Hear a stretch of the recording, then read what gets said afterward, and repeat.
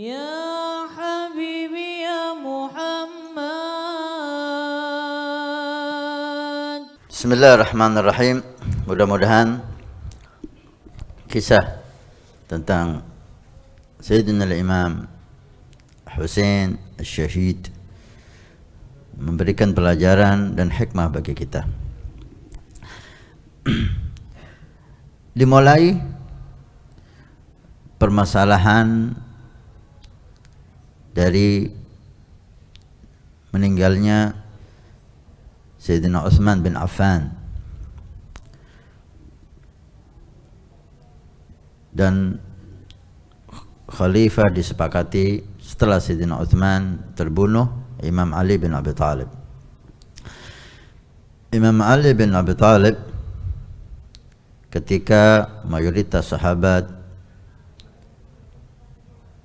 mengangkat beliau menjadi Amirul Mukminin, sahabat Muawiyah tidak sependapat, sehingga diceritakan dalam sejarah sahabat Muawiyah tidak membaiat Imam Ali dan beliau pindah ke Syam. Wa Imam Ali menjadi khalifah di Kufah.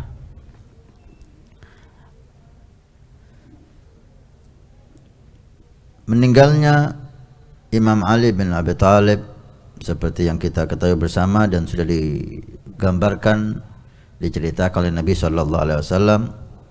Qatalahu Abdurrahman bin Muljam. Nabi pernah bersabda, ya Ali, tahukah kamu ashqal awalin wa ashqal akhirin, orang yang celaka dahulu dan orang paling celaka di akhir zaman.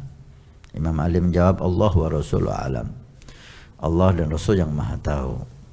Rasulullah menjawab, yang orang paling celaka dahulu yang membunuh untanya Nabi Saleh, dan orang yang celaka di akhir zaman yang memukul kepalamu di sini dan mengalirkan darah dari sini, dari jenggotnya. Kisah sangat panjang. Wal Imam Ali seperti janji Nabi SAW, beliau tahu beliau akan mati terbunuh, dan yang membunuh dikatakan Abdurrahman bin Muljam. Syekh Al-Juma' mengatakan hafidul Quran. Abdurrahman bin Muljam ini hafal Quran. Subhanallah. Dan dia merasa nahi mungkar dengan membunuh Imam Ali bin Abi Thalib. Na'udzubillah. Bagaimana syaitan merubah dan mempengaruhi dan menyesatkan seseorang berbuat dosa yang sangat besar, membunuh Amirul Mukminin Imam Ali bin Abi Thalib alaihissalam sebagai bentuk ibadah. Innalillahi wa inna ilaihi raji'un. Setelah Imam Ali meninggal, maka sahabat bersepakat mengangkat Sayyidina Hasan bin Abi Thalib menjadi khalifah. Sekali lagi, sahabat Muawiyah tidak sependapat dan dia mendirikan khalifah di Syam. Jadi di saat itu ada dua khalifah, Sayyidina Hasan dan Muawiyah.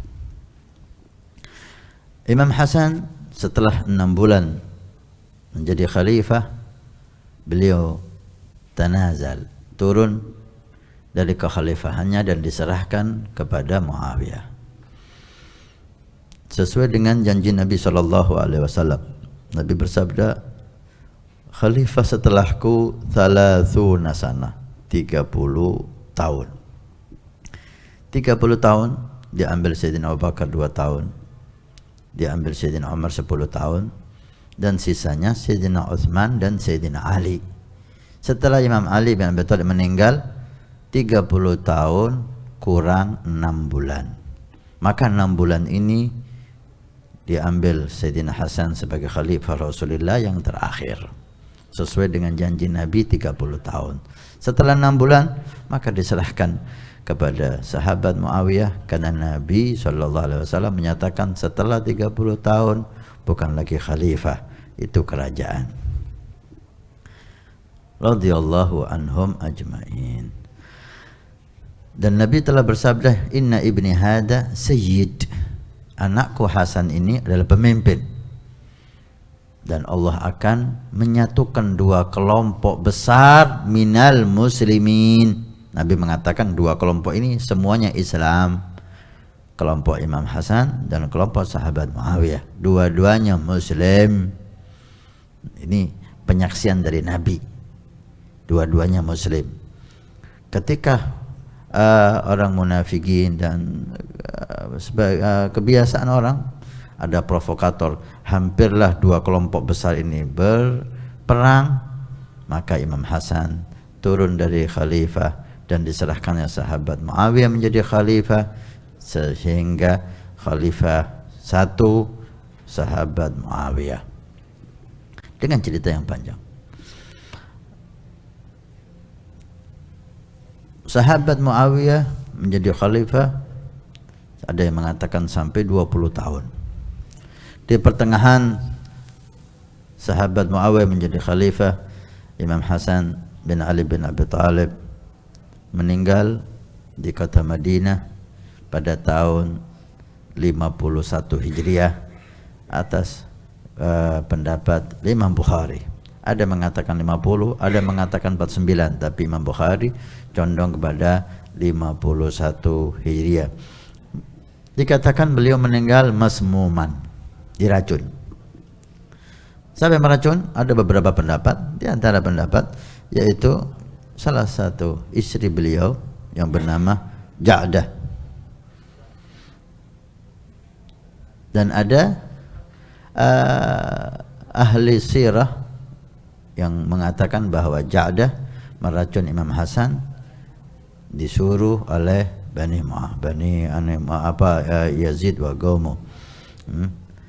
Dan itu pendapat ada khilaf, ada yang menyetujuinya, ada yang tidak menyetujuinya karena sejarah tidak sepakat tentang hal itu. Walhasil Imam Hasan mati dalam keadaan diracun, dan beliau mewasiatkan ingin dikubur di samping Nabi SAW di hujrati Aisyah bersama Rasulullah dan Abu Bakar dan Umar. Dan Imam Husain juga menginginkan hal itu, tapi Bani Umayyah tidak setuju dengan alasan Utsman tidak dikubur di situ. Kemudian dinasihati Imam Husain oleh sahabat, jangan sampai hal ini membuat pertumpahan darah, karena waktu itu kondisi sangat panas. Maka Imam Husain mengalah dan dikuburlah Imam Hasan bin Ali bin Abi Thalib, dibagi di samping Fatimah binti Asad. Fatimah binti Asad ibu dari Imam Ali bin Abi Thalib, jadi neneknya Imam Hasan, dibagi. Kemudian kita kembali kepada inti cerita, yaitu Sayyidina Husain. Setelah Sayyidina Hasan meninggal, Imam Husain menjadi satu-satunya sorotan sahabat dan para pencinta Ahlul Bait untuk condong kepada beliau. Semakin banyak pencintanya, semakin banyak pengikutnya. Imam Husain sama sekali tidak mengganggu sahabat Muawiyah ketika dalam kekhalifahannya, sampai sahabat Muawiyah udah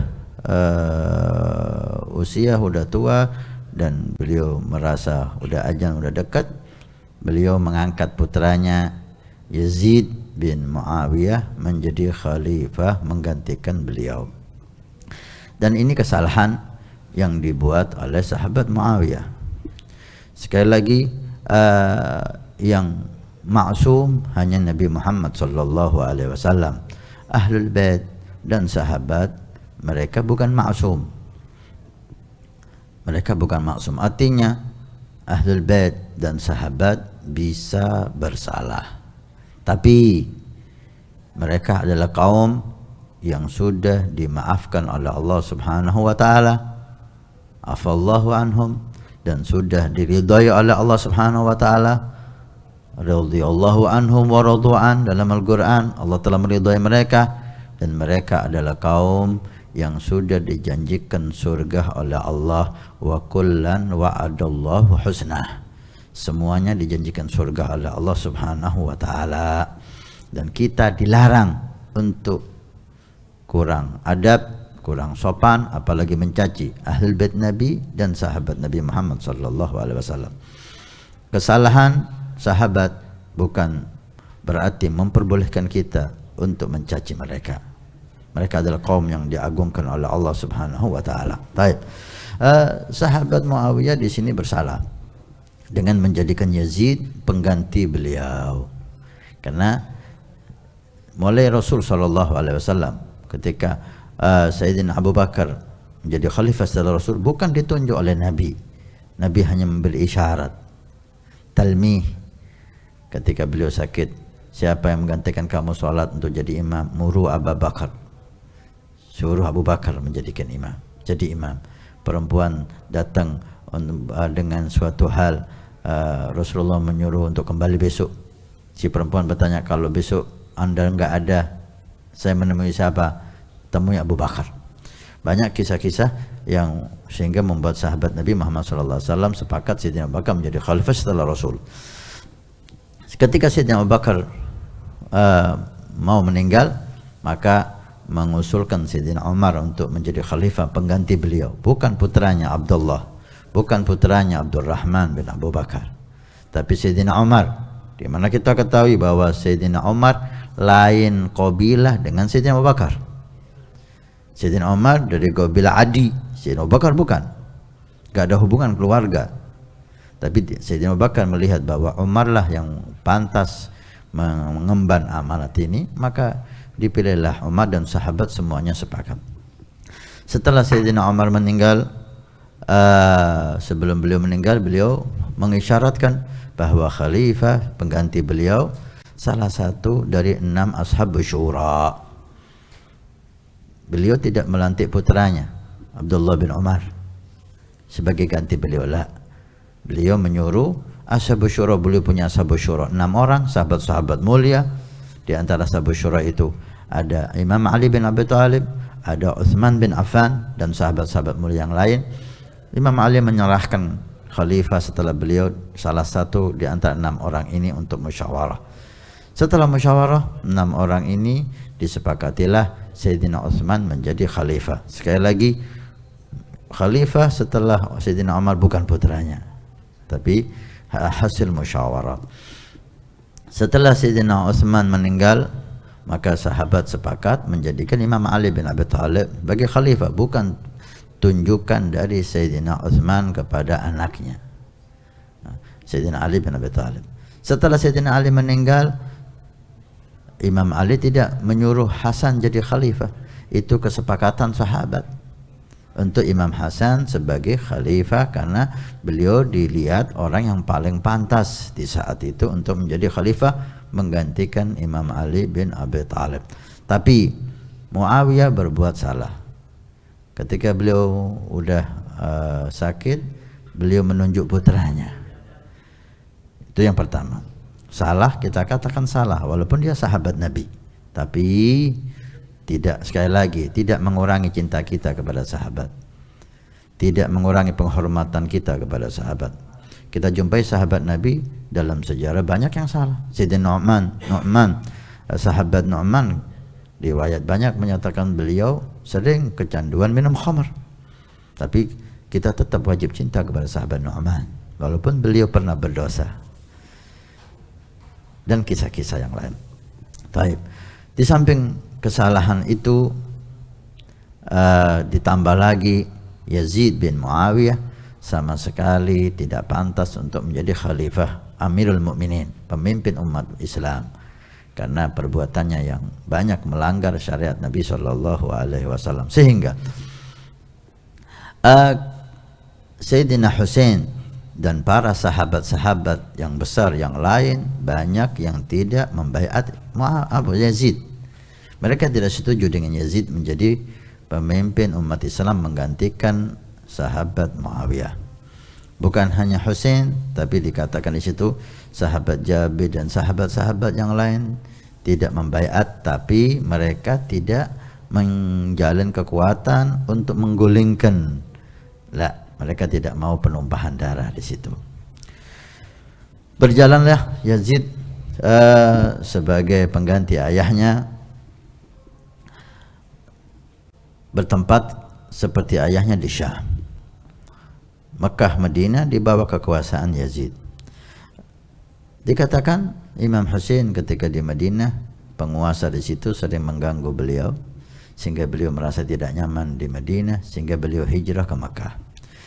Tinggal di Makkah, penguasa Makkah walaupun itu bawahan Yazid tapi masih lebih lembut, lebih lunak, lebih menghormati daripada yang ada di Madinah, sehingga beliau tinggal di Makkah Mukarramah dengan sahabat-sahabat yang lain.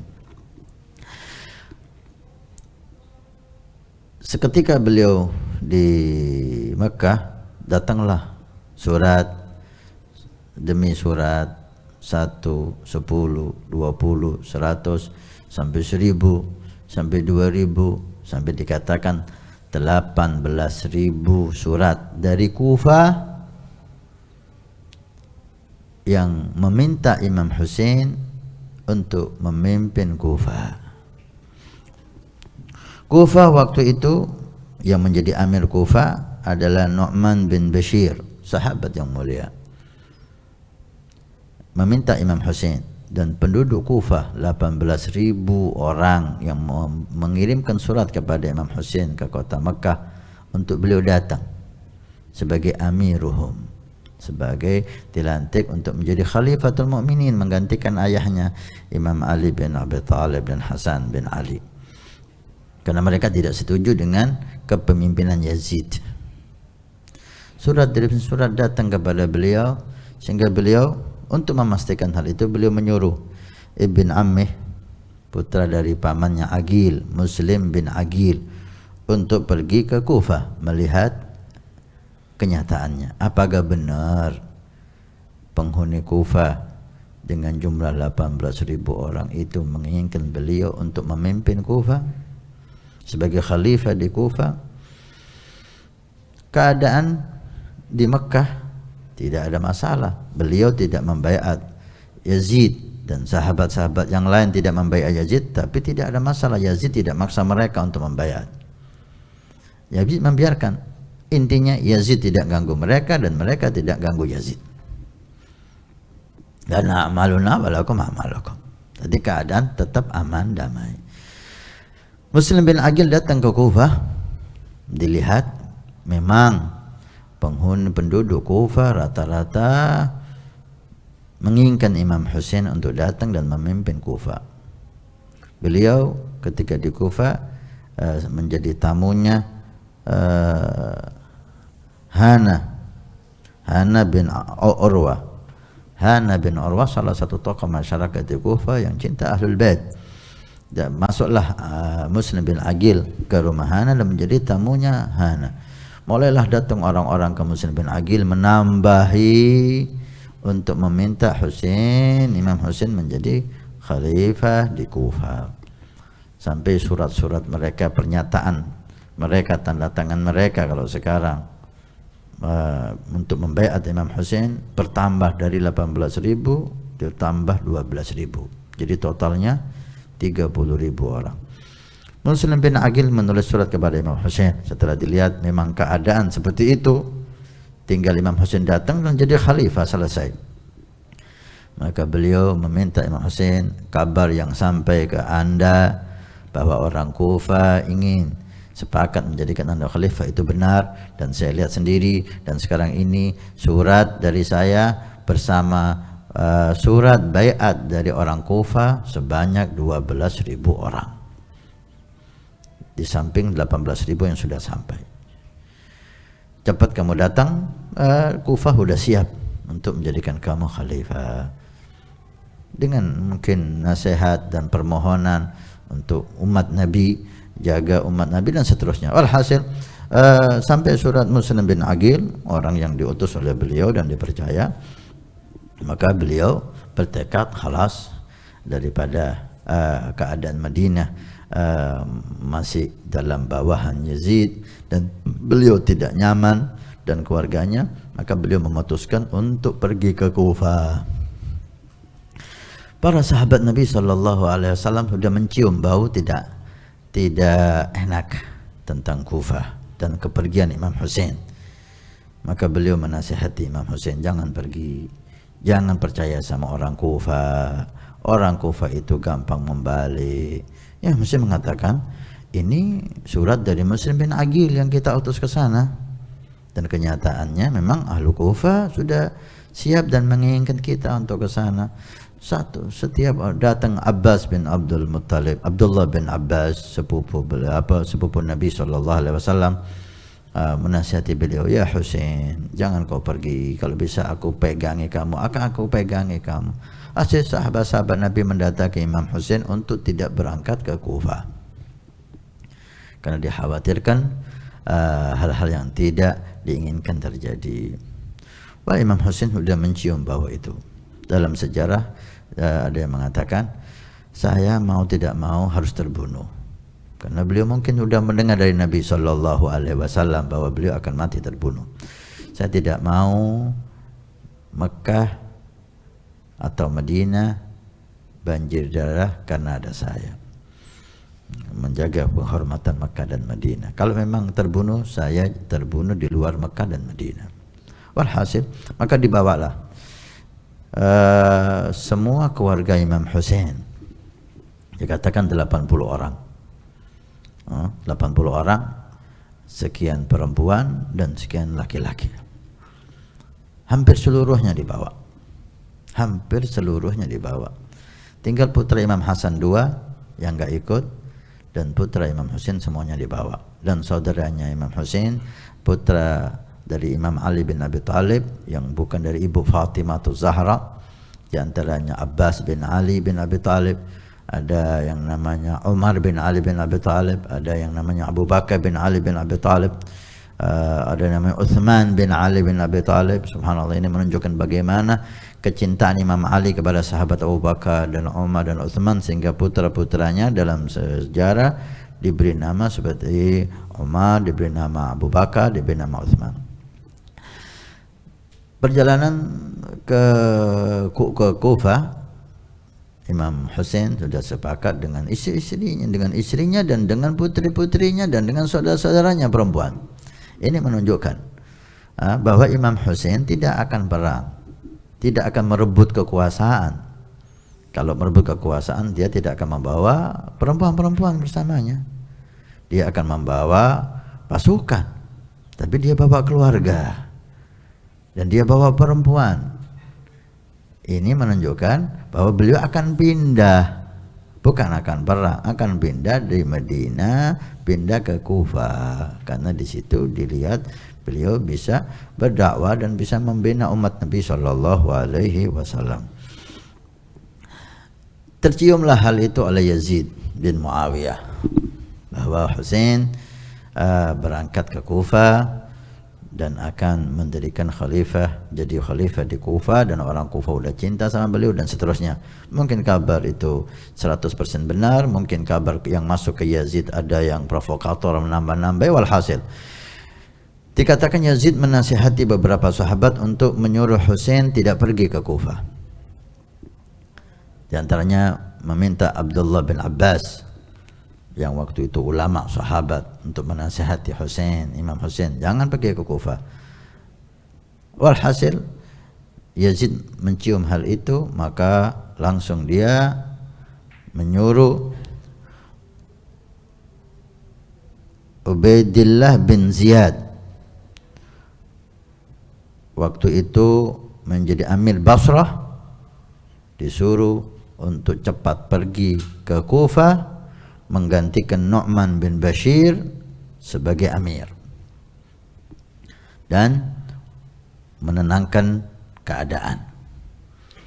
Artinya jangan sampai mereka berbalik ke Imam Husain, tidak mengakui kekuasaan Yazid. Cepatlah bergegas Ubaidillah bin Yazid yang disepakati oleh ulama bahwa dia ada orang fasik karena perbuatannya yang sangat durhaka kepada Allah Subhanahu wa taala, menyuruh Utsman adik saudaranya untuk menjadi amir di Kufah, di Basrah, dan dia cepat-cepat pergi ke Kufah menggantikan sahabat Nu'man bin Bashir. Mulailah Ubaidillah bin Ziyad mengatur kekuasaan, memperbaiki kekuasaan dan mengambil gobila-gobila, karena dia orang yang ahli dalam lobby dan melobi. Gobila-gobila dipanggil, ketua-ketua suku dipanggil, diberi uang, dikasih jabatan dan sebagainya, sehingga mereka kembali meninggalkan Imam Hussein dan mendukung Ubaidillah bin Ziyad. Semakin dekat, semakin dekat, semakin dekat, dan Imam Hussein sudah berjalan ke Kufah, maka Ubaidillah bin Ziyad berhasil menangkap Muslim bin Aqil, dan dibunuhlah Muslim bin Aqil, dan Sayyidina Husain tidak tahu bahwa Muslim bin Aqil terbunuh, dan Imam Husain tidak tahu bahwa Kufah udah berbalik lagi, enggak lagi mendukung beliau menjadi khalifah. Sekarang penduduk Kufah berbalik mendukung Ubaidillah bin Ziyad di bawah pemerintahannya Yazid bin Muawiyah, sehingga Muslim bin Aqil menyesal kenapa dia menyuruh Imam Hussein untuk datang ke Kufah. Dia berusaha bicara, ngomong sama fulan, ngomong sama fulan, ngomong sama fulan untuk menggagalkan Imam Hussein ke Kufah. Karena dia yang minta Imam Hussein untuk cepat datang ke Kufah. Tapi hal itu takdir Allah Subhanahu wa taala sudah mencatat. Muslim bin Aqil dibunuh oleh Ziyad. Bahkan Hana yang menjadi Sahibul Bait orang Kufah juga dibunuh oleh Ubaidillah bin Ziyad. Sehingga ketika Imam Hussein sampai ke satu tempat, Ubaidillah bin Ziyad mengutus 4.000 pasukan untuk menjadikan Imam Hussein dan semua keluarganya termasuk perempuan menjadi tawanannya dia. Sampailah utusan Ubaidillah bin Ziyad. Banyak perbedaan di sini siapa yang diutus, dan kita tidak mau membahas mana yang benar. Walhasil tentara 4.000 mendatangi Imam Hussein. Imam Hussein terkejut, apa ini? Ini orang Kufah semua 4.000. Kala Imam Hussein tanya, aina nahnu, di mana kita sekarang? Dijawab, Karbala, kita di Karbala. La haula wala quwwata illa billah, karbun wa bala. Mengatakan ini di Karbala, karbun wa bala. Itu artinya ini musibah sudah besar. Melihat hal itu dan dapat kabar Imam Hussein bahwa Muslim bin Aqil dibunuh oleh Ubaidillah bin Ziyad, dan keadaan sudah berubah. Tidak lagi mendukung Imam Hussein, tapi mau memerangi Imam Hussein. Sehingga Imam Hussein bertanya, wahai ente ahlu Kufah, kamu yang minta saya datang menjadi khalifah di sini. Ini surat-surat kamu. Sebagian surat ditunjukkan. Kalau jangan bicara surat sekarang. Sekarang kamu menjadi tawanan Ubaidillah bin Ziyad. Kalau saya jadi tawanan Ubaidillah bin Ziyad, tawanan itu orang kafir yang kalah peperangan. Saya Muslim. Kata Imam Hussein, saya sahabat, saya cucu Nabi, gimana bisa jadi tawanan Ubaidillah bin Ziyad al-Fasik ini? Enggak bisa, mau tidak mau harus ikut. Imam Hussein memberikan 3 tawaran. Udah, kita enggak usah perang, karena beliau lihat ini 4.000 orang. Beliau bawa perempuan-perempuan, dan datang bukan untuk perang, datang atas diminta. Kalau biarkan saya kembali ke tempat saya datang, ayo kembali ke Mekah, udah anggap ini tidak terjadi apa-apa, saya mau balik.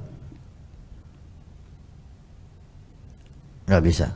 Atau karena kamu di bawah pemerintahan Yazid, halas, biarkan saya pergi ke Syam menemui khalifah kamu Yazid, kita akan bikin kesepakatan dengan dia. Kalau nggak bisa, kalau nggak ya biarkan saya ke tempat perbatasan, saya mau habiskan hidup saya untuk dakwah ila Allah, untuk jihad fisabilillah melawan orang kafir. Kalau enggak bisa, harus menjadi tawanan Ubaidillah bin Ziyad.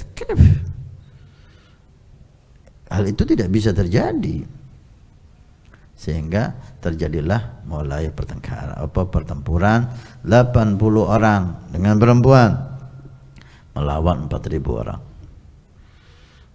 Satu persatu ahli bait Nabi, anaknya Hussein, Imam Hussein, anaknya Imam Hasan, saudaranya Imam Hussein. Ada satu yang sangat ada di depan Imam Hussein, menjaga Imam Hussein. Abbas bin Ali bin Abi Talib, saudara Imam Hussein, putra Sayyidina Ali dari ibu selain Fatimah, itu selalu mengawal Imam Hussein sehingga jangan sampai beliau yang terbunuh, sehingga Abbas pun terbunuh. Abbas bin Ali, yaitu ada Abdullah bin Abbas bin Abdul Muttalib, itu sepupu Nabi. Ini Abbas bin Ali, putra Sayyidina Ali. Sehingga ringkas cerita, terbunuh semua ahli bait Nabi sallallahu alaihi wasallam yang laki. Tinggal Imam Ali Zainal Abidin. Ada Ali Akbar, ada Ali Asghar. Imam Ali Zainal Abidin usia beliau waktu itu kurang lebih 20 tahun. Dan beliau sakit parah, berdiri aja nggak mampu. Tapi beliau memaksa untuk membawa pedang, melihat ayahnya dibantai. Beliau keluar dari kemah dan terjatuh. Melihat hal itu, Sayyidina Husain menyuruh Zainab, saudaranya perempuan, untuk membawa Ali masuk ke kemah. Jangan sampai dia keluar dan ikut perang, karena hanya beliaulah satu-satunya anak Imam Husain yang tersisa. Kalau beliau terbunuh, habislah semua putra Imam Husain. Wa masyaallahu kan. Allah sudah berjanji kepada nabinya, inna a'tainakal kautsar, bahwa Allah berjanji memberi nabinya keturunan yang banyak. Maka terjagalah keturunan Imam Husain dari satu orang ini, Imam Ali Zainal Abidin, yang ketika di Karbala beliau dalam sakit parah, terbunuh semuanya. Dan ketika Imam Husain dipanah kakinya, di pedang tangannya, sehingga beliau tidak bisa berdiri, mereka takut siapa yang berani membunuh Imam Husain ini. Gak ada yang berani membunuh, gak ada yang berani membunuh. Ini satu sama lain saling memberikan semangat, sampai satu orang al-fasik al-khabith memenggal kepala Imam Husain. Inna lillahi wa inna ilaihi rajiun. Selesailah peperangan dan dibawalah perempuan-perempuan, Sayyidatuna Zainab dan yang lain, ke Ubaidillah bin Ziyad dan kepala Imam Husain. Ketika dibawa kepala Imam Husain di depan Ubaidillah bin Ziyad, dengan sombongnya dan dengan congkaknya, ngambil tongkatnya dan mulut Imam Husain yang suci dipermainkan dengan tongkatnya. Ada yang mengatakan hadir di situ Zaid bin Arqam, sahabi. Ada yang mengatakan Anas bin Malik. Walhasil ada satu sahabat Nabi yang hadir di situ, melihat pemandangan itu beliau enggak mampu berdiam dan mengatakan, angkat tongkatmu dari mulut Husain ya Ibnu Ziyad, karena saya sering melihat mulut itu dicium oleh Rasul sallallahu alaihi wasallam. Menangislah sahabat Nabi melihat keadaan itu, dan dengan sombongnya Ibn Ziyad berkata, kenapa kamu menangis atas matinya Husain? Yalah, kenapa kamu menangis? Adakah kesedihan melihat kepala cucu Nabi yang mulia dihinakan seperti itu? Tidak cukup itu, Ubaidillah bin Ziyad naik mimbar dan dia berkata, innallaha qad qatala kadzdzab. Allah telah membunuh si pembohong, yang dimaksud Imam Husain, di hadapan banyak orang. Ada satu orang yang ada cinta kepada Ahlul Bait bangun di tempat itu dan mengatakan, antal kadzdzab, kamu dan ayah bapakmu pembohong. Anta wa abuk al-kadzdzab, anta wa abuk, pembohong itu kamu dan bapakmu itu.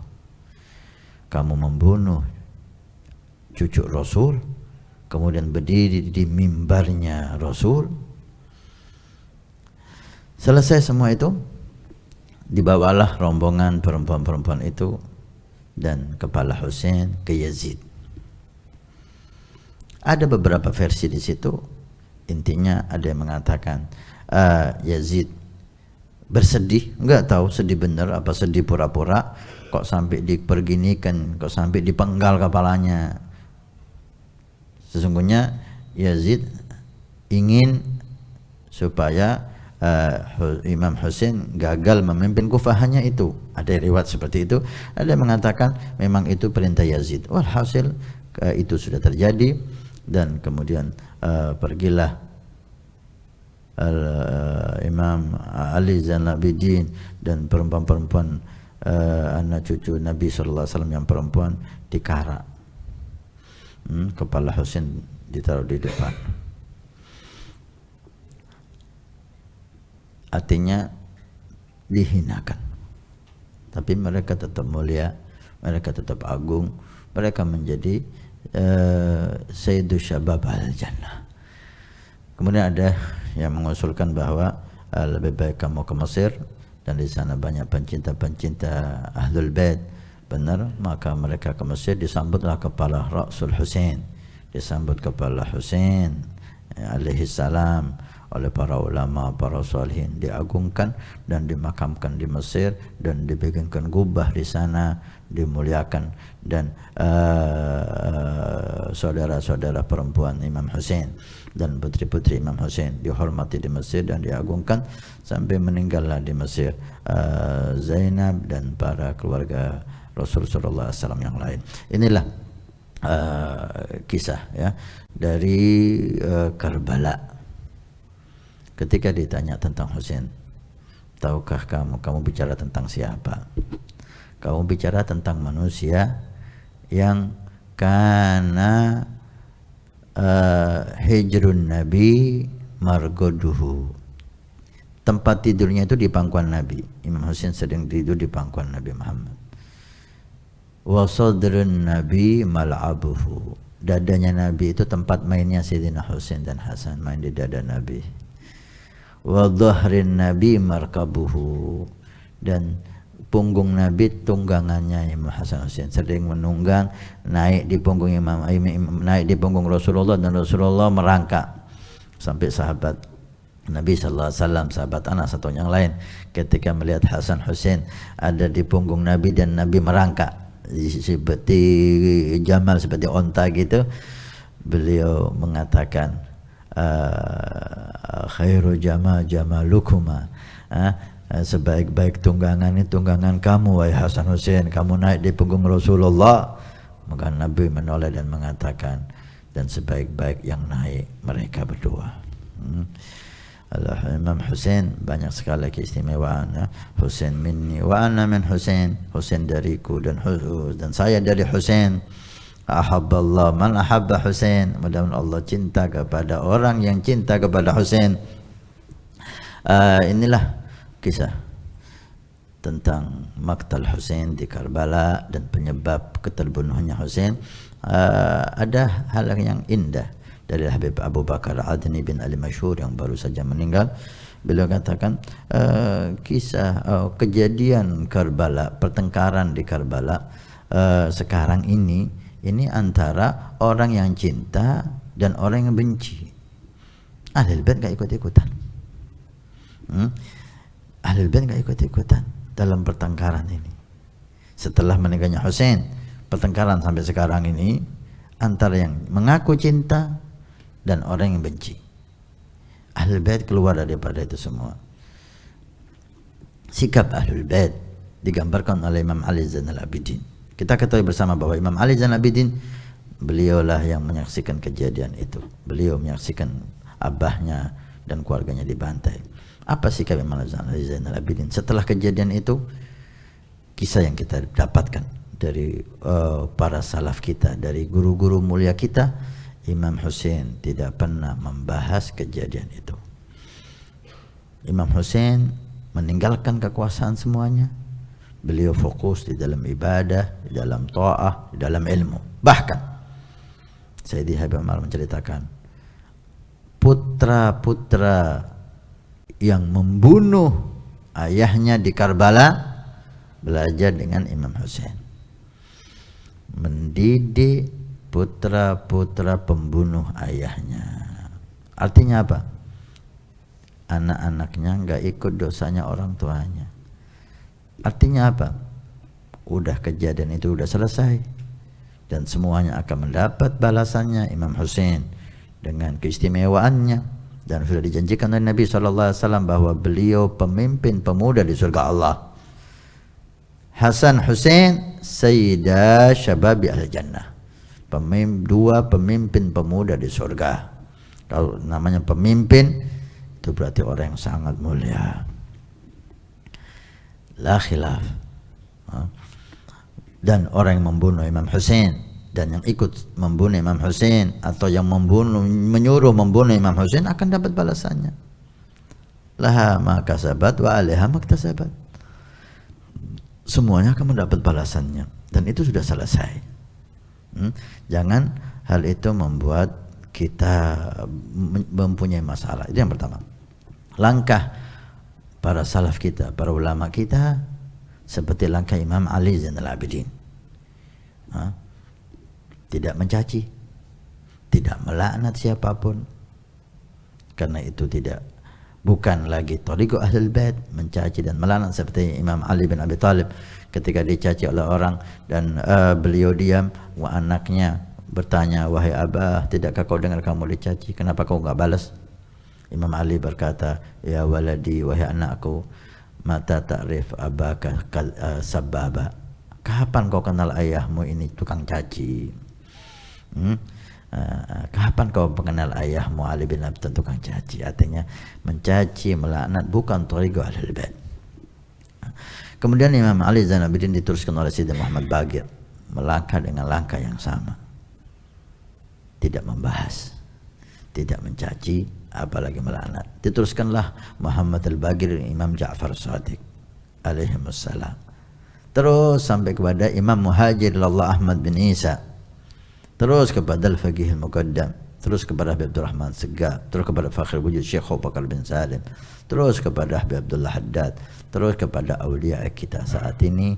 Walhamdulillah, semuanya mengajak kita untuk mencintai Ahlul Bait, mencintai sahabat dan awliya salihin, dan menjaga mulut dari mencaci, dari melaknat, dan berbuat hal-hal yang tidak meridhai Allah dan tidak memberikan manfaat.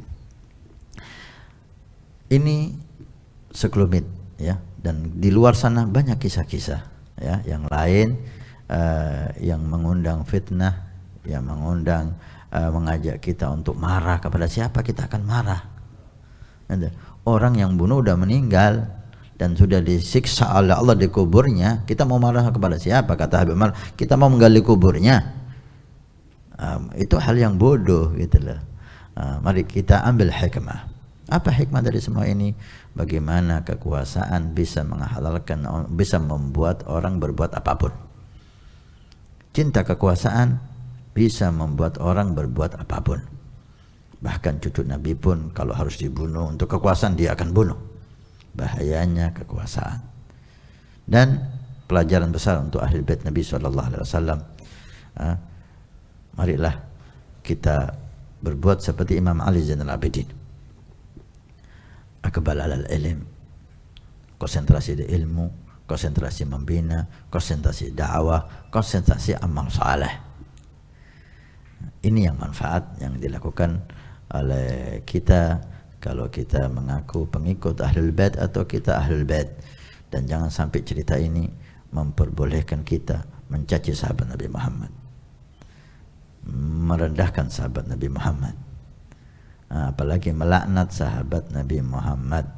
Amma Yazid, dikatakan oleh Habib Abdul Haddad, ittafaqa bi annahu fasik. Yazid fasik. Muawiyah sahabat. Yazid bukan sahabat dan dia disepakati fasik, dan Ubaidillah bin Ziyad fasik kabir. Dosanya nanti Allah yang menghisab, bukan kita. Dosanya Yazid, dosanya Ubaidillah bin Ziyad yang menghisab Allah, dan bukan tugas kita menghisab siapapun. Kita hendaknya melakukan apa yang perlu kita lakukan. Umur kita dikit, kesempatan kita hanya sejenak di dunia ini. Berbuatlah yang manfaat untuk kita dan untuk umat Nabi sallallahu alaihi wasallam. Ini sekelumit dari kisah Karbala. Mudah-mudahan Allah Subhanahu wa taala mengangkat derajat Imam Husain bin Ali bin Abi Thalib, mengangkat derajat Hasan bin Ali, Imam Ali bin Abi Thalib, Fatimah Zahra. Mudah-mudahan mata kita dimuliakan oleh Allah, bisa berjumpa dan melihat mereka, ya, orang-orang yang mulia. Mengenang Imam Husain bukan hanya dengan menangis, mengenang Imam Husain bukan dengan memukul dada dan menjobek-jobek baju lah. Mengenang Imam Husain dengan meneruskan perjuangan Imam Husain, dan itu ditunjukkan oleh Imam Ali Zainal Abidin. Dengan apa? Dakwah ilallah, dengan mengajar umat, dengan membimbing umat. Ini amalan yang menggembirakan Imam Husain kalau kita ingin bersama beliau. Wa'alaikum minkum, walhamdulillahirabbil alamin. Wassalamualaikum warahmatullahi wabarakatuh. Nabi bersabda, "Man bana masjidan banallahu baitan fil jannah." Siapa yang ikut membangun masjid, maka Allah akan membangunkan rumah di surga. Pondok Pesantren Nurul Iman akan membangun masjid 2 lantai plus aula. Maka kami mengajak untuk kita dan Anda mendapatkan rumah di surga. Kami membutuhkan 2.000 orang, per orang 100.000 per bulan selama 1 tahun. Silahkan Anda daftarkan diri Anda, atau almarhum dari orang tua keluarga Anda yang sudah meninggal, atau Anda niatkan untuk putra Anda supaya menjadi putra yang saleh salehah. InsyaAllah dengan masjid di Pondok Pesantren Nurul Iman yang insyaAllah makmur dengan sholat, qiyamul lail, zikir, majelis taklim, belajar agama Allah. Setiap kalimat, setiap bismillah, setiap ilmu Anda dapat pahala, setiap rakaat Anda dapat pahala. Hani'an lana wa hani'an lakum kalau kita punya rumah di surga Allah. Mudah-mudahan Allah mencatat kita sebagai hamba yang punya rumah di surga.